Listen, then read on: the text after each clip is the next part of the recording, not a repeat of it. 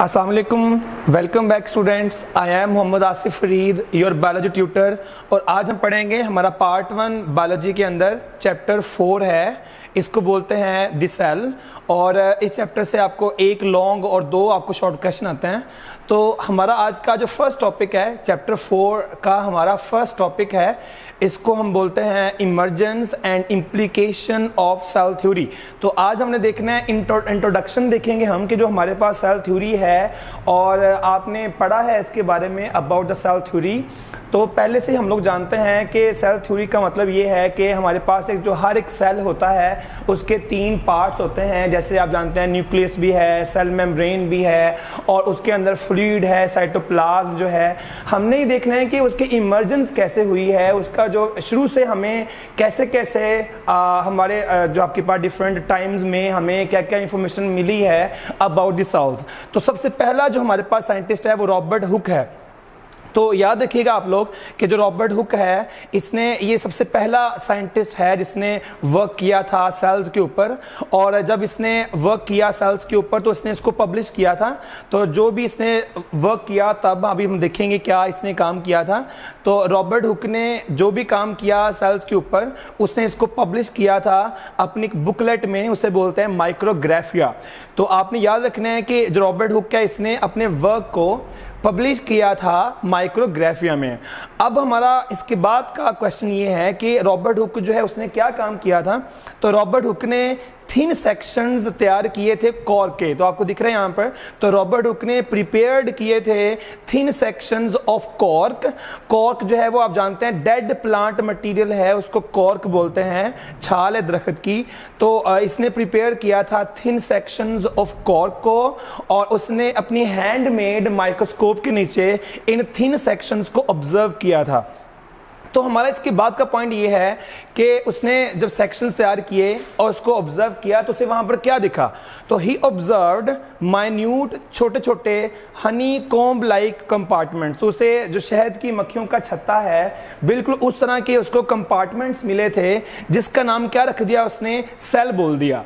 तो आपने याद रखना है कि उसने थिन सेक्शंस तैयार किए कॉर्क के, उसको ऑब्जर्व किया under handmade microscope. And what he observed the minute tiny honeycomb like compartments and he named those compartments as the cell.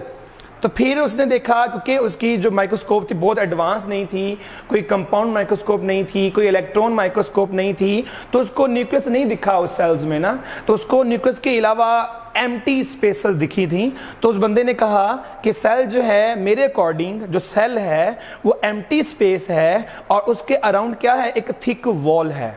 तो आपने याद रखना, according to Robert Hooke cells are empty spaces bounded by the thick walls. ये काम है आपके पास Robert Hooke का।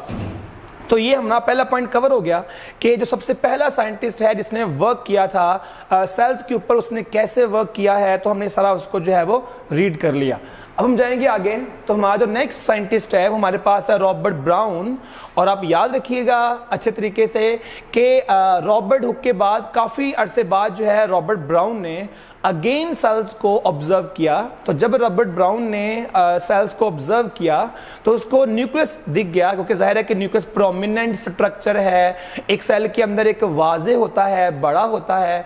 तो रॉबर्ट ब्राउन जो है ये वो साइंटिस्ट है जिसने रिपोर्ट की थी the presence of the nucleus in the cell.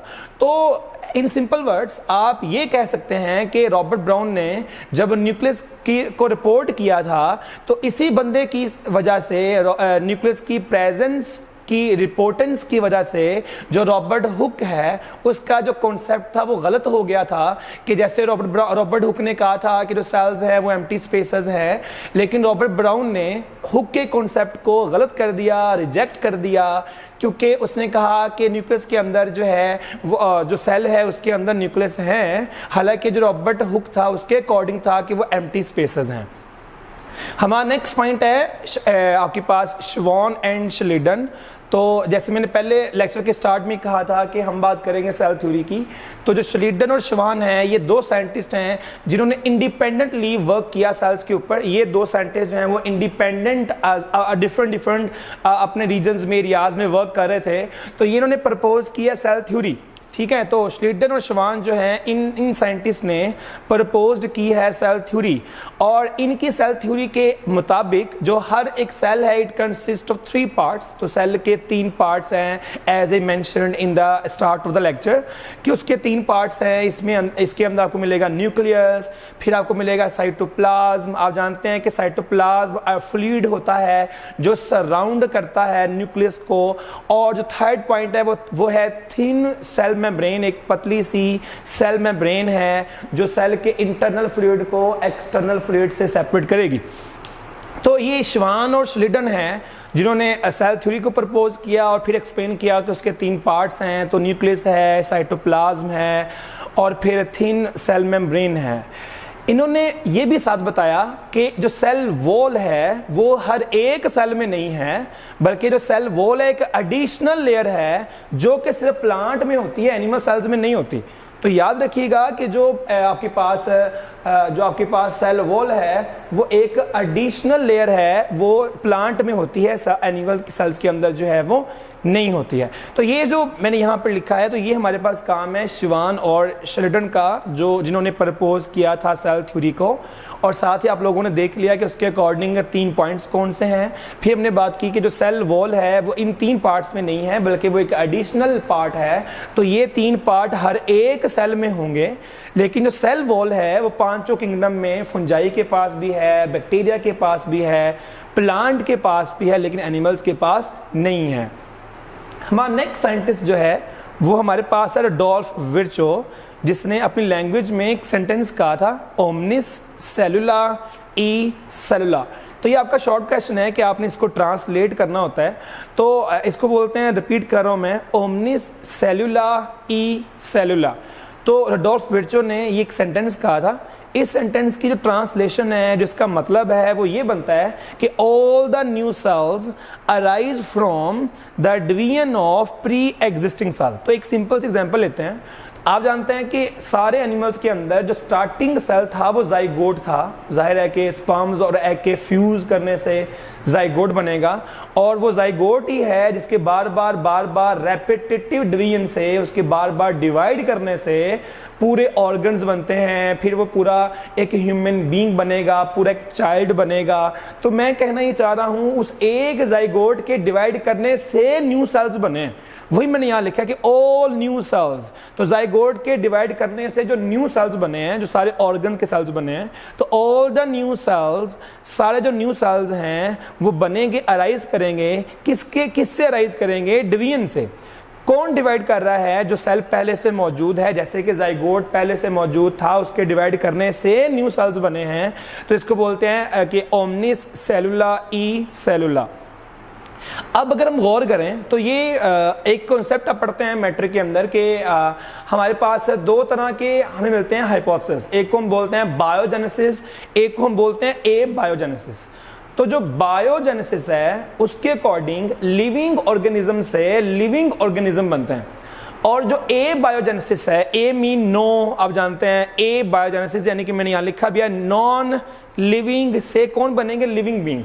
तो जो ये बात है कि नॉन लिविंग चीजों से लिविंग ऑर्गेनिज्म बनते हैं, इस कॉन्सेप्ट का नाम है ए बायोजेनेसिस। अगर हम उसकी डेफिनेशन देखें, उसको ट्रांसलेशन देखें जो रुडोल्फ विर्चो ने कहा, तो विर्चो ने कहा कि new cells pre existing cell से बनेंगे, तो दोनों लिविंग से बनेंगे। तो मैं कहना ये चाह रहा हूं कि जो रुडोल्फ विर्चो है ये ए बायोजेनेसिस के अगेंस्ट है, उसके कॉन्ट्रैरी है। तो जो मैंने यहां पर ट्रांसलेट किया है, this is contrary to the idea of abiogenesis. What is abiogenesis? ये स्पॉन्टेनियस नॉन लिविंग चीजों से क्या बनेगी? Living things. तो लिविंग बीइंग्स का स्पॉन्टेनियसली बनना किससे? नॉन लिविंग से। तो बेजान चीजों से जानदार चीजों के बनने को बोलते हैं ए बायोजेनेसिस, और इसके अगेंस्ट था रुडोल्फ विर्चो। हमारा जो नेक्स्ट साइंटिस्ट है वो हमारे पास है लुईस पास्चर। तो जो लुईस पास्चर है इसने क्या किया? तो जो रुडोल्फ विर्चो ने काम किया था उसने एक्सपेरिमेंटल वेरिफिकेशन नहीं दी, कोई एक्सपेरिमेंटल प्रूफ नहीं दिया था। तो ये जो लुईस पास्चर है, इस बंदे ने क्या किया? इसने gave the experimental proof of the Virchow's hypothesis. तो जो विर्चो ने कहा था कि जो ऑल न्यू सेल्स हैं वो बनेंगे from the division of pre existing cells. तो जो लुईस पास्चर ने कहा, इसने उसके लिए एक्सपेरिमेंटल प्रूफ दिया था। कैसे दिया था वो देख लेते हैं। तो लुईस पास्चर जो है वो काम कर रहा था बैक्टीरिया के ऊपर। तो लुईस पास्चर ने ऑब्जर्व किया कि जो भी न्यू बैक्टीरिया हैं वो हमेशा ओल्ड बैक्टीरिया के डिवाइड करने से बनेंगे। तो मैंने यहां लिखा है कि micro organisms could be formed, जो न्यू बल्कि यहां लिखना चाहिए न्यू माइक्रो ऑर्गेनिजम्स। तो जो न्यू माइक्रो ऑर्गेनिज्म है या न्यू बैक्टीरिया हैं, ये सिर्फ तभी बनेंगे किसके डिवाइड करने से, by division of existing microbe.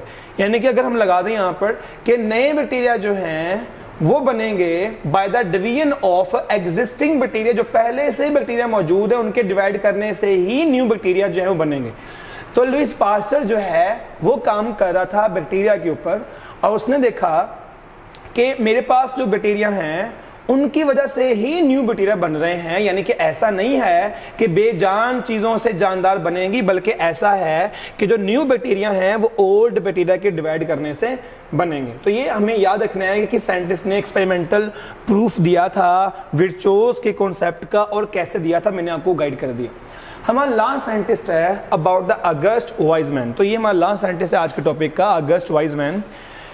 इसने क्या किया, ऑगस्ट वाइजमैन ने बताया कि ऑल द सेल्स हैं, all the cells have common origin. देखिए फॉर एग्जांपल, अब हमारे आईज के सेल्स हैं, हमारे लंग्स के सेल्स हैं, हमारे किडनीज के सेल्स हैं, तो जो भी हमारी बॉडी के अंदर ऑर्गन है वो जो सारे सेल्स हैं वो सारे जाइगोट से निकले हैं। तो मैं ये कह दूंगा कि मेरी बॉडी के जो सारे सेल्स हैं वो एक कॉमन ओरिजिन से आए हैं, एक ही जाइगोट से आए हैं। तो मैं बोलूंगा all the cells have common origin. सारे जो सेल्स आपकी बॉडी के हैं, प्लांट के लगा लें, किसी भी एनिमल के लगा लें, वो कॉमन ओरिजिन से आए हैं। और ऐसा शो कैसे होता है, मतलब ये बात जो है शो कौन कर रहा है, ये बात शो ऐसे होती है क्योंकि वो जो ऑल द सेल्स हैं उनका स्ट्रक्चर भी सेम है, उनके मॉलिक्यूल्स भी सेम है। यानी कि सब में सेल मेम्ब्रेन है, सबके अंदर साइटोप्लाज्म है, सब में न्यूक्लियस है, और काफियों की प्रोटीन्स भी मैच करती हैं। तो ये पॉइंट है जो आपको इस चीज पे लेके आ रहा है कि हमें लगता है कि ऑल द सेल जो है उनके कॉमन ओरिजिन है, यानी कि जो सारे सेल्स हैं वो एक ही सेल से निकले हैं। ठीक है, तो हम किसकी बात कर रहे थे, तो हम बात कर रहे थे ऑगस्ट वाइजमैन की, जिसने आपको बताया कि आपके पास all the cells have common origin. तो आज हमने क्या पढ़ा, आज हमारा टॉपिक था कि जो हम बात कर रहे थे बायोलॉजी के अंदर चैप्टर 4 हमने शुरू किया था द सेल। हमने देखा हमारा टॉपिक का नाम है emergence and implication of cell theory. फिर हमने शुरू किया इंट्रोडक्शन। हमने सबसे फर्स्ट साइंटिस्ट को देखा रॉबर्ट हुक को, जिसने अपना काम पब्लिश किया था माइक्रोग्राफिया में। इसने थिन सेक्शन प्रोड्यूस किए कॉर्क के, उसको ऑब्जर्व किया अंडर द हैंडमेड माइक्रोस्कोप। उसने देखा कि सेल जो है वो एम्प्टी स्पेसेस हैं bounded by the thick walls. फिर हमने देखा इसके बाद रॉबर्ट ब्राउन वाला काम, उसने बताया आपको reported the presence of nucleus in the cell. फिर हमने देखा श्वान और श्लिटर जिन्होंने एक्सप्लेन की थी सेल थ्योरी। फिर हमने बात की इसके बाद एडोल्फ विर्चो, जिसने आपको बताया था ओमनिस सेलुला ई सेलुला कि जो न्यू सेल्स हैं वो बनेंगे प्री एग्जिस्टिंग सेल्स से। और फिर लास्ट में हमने देखा लुईस पास्चर, और फिर हमने देखा ऑगस्ट वाइजमैन। तो that was all about my lecture. Wish you all the best. Allah Hafiz.